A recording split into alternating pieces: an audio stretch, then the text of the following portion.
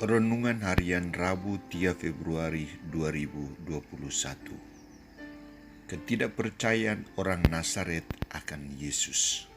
Bacaan pertama diambil dari surat kepada orang Ibrani bab 12 ayat 4-7, ayat 11 sampai 15, dan bacaan Injil dari Injil Markus bab 6 ayat 1 sampai 6.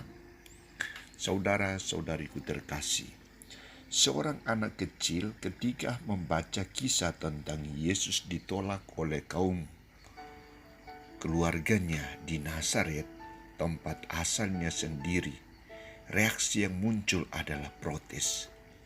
Ia mendekati guru agamanya dan berkata, "Saya heran dengan orang-orang Nazaret. Mereka kok tidak bangga dengan segala yang dikerjakan, diajarkan oleh Yesus, malah mereka menolak Dia. Kalau saya seperti Yesus, saya doakan mereka agar mereka menderita." Kita bisa membenarkan pikiran anak kecil ini, namun kita harus lebih menggali apa benar dasar penolakan mereka hanya dilatar belakangi oleh kesederhanaan keluarga. Anak tukang kayu dan kaum keluarganya ada bersama-sama dengan mereka di Nazaret. Santo Markus menggarisbawahi alasan penolakan orang Nazaret akan pelayanan Yesus di Nazaret sendiri. Karena mereka mengenal Yesus dan keluarganya. Mereka mati-matian tidak menerima kenyataan bahwa yang dimiliki oleh Yesus. Lebih dari itu, alasannya adalah ketidaktahuan, ketidakmengertian, dan ketidakpercayaan mereka akan Yesus sebagai Mesias, utusan Allah.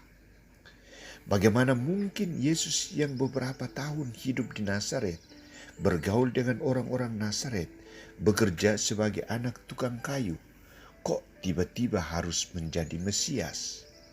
Bagaimana mungkin suatu keluarga yang miskin dapat memberikan pada dunia Mesias yang hebat sebagaimana yang diharapkan oleh semua orang?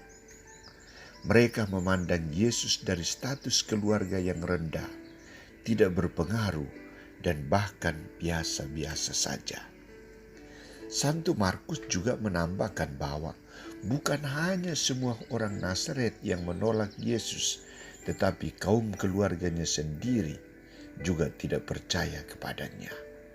Mereka semua tidak paham dan percaya bahwa dalam diri Yesus yang berasal dari keluarga sederhana, orang tuanya Yusuf dan Maria memiliki karunia khusus dari Allah untuk menjadi Mesias, untuk mengembangkan iman mereka kepada Tuhan, untuk membantu mereka dibebaskan dari segala penderitaan, dan untuk menjadi sarana keselamatan melalui peristiwa salib.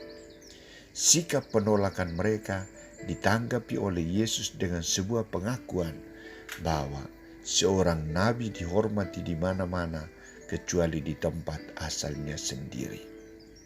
Saudara-saudariku terkasih, reaksi penolakan orang-orang Nazaret, saudara-saudari Yesus, adalah gambaran sikap manusia pada umumnya.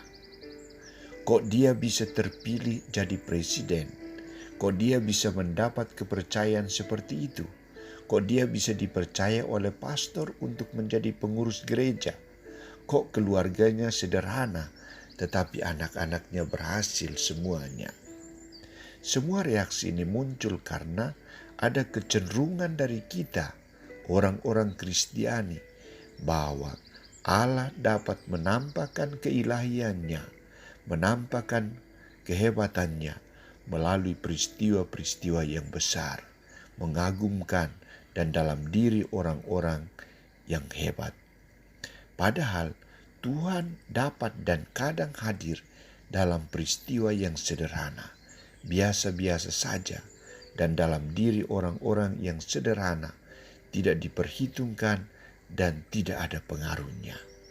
Sarana yang dapat dipergunakan untuk mendamaikan semua kenyataan yang dipikirkan dan dipertanyakan manusia adalah kembali menumbuhkan sikap kerendahan hati untuk memahami peran Allah dalam diri setiap orang.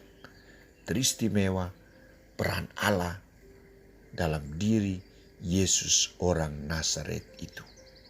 Semoga kita tidak mempertanyakan keilahian, kekuasaan yang dimiliki oleh Yesus, tetapi kita semakin berserah diri kepadanya. Amin.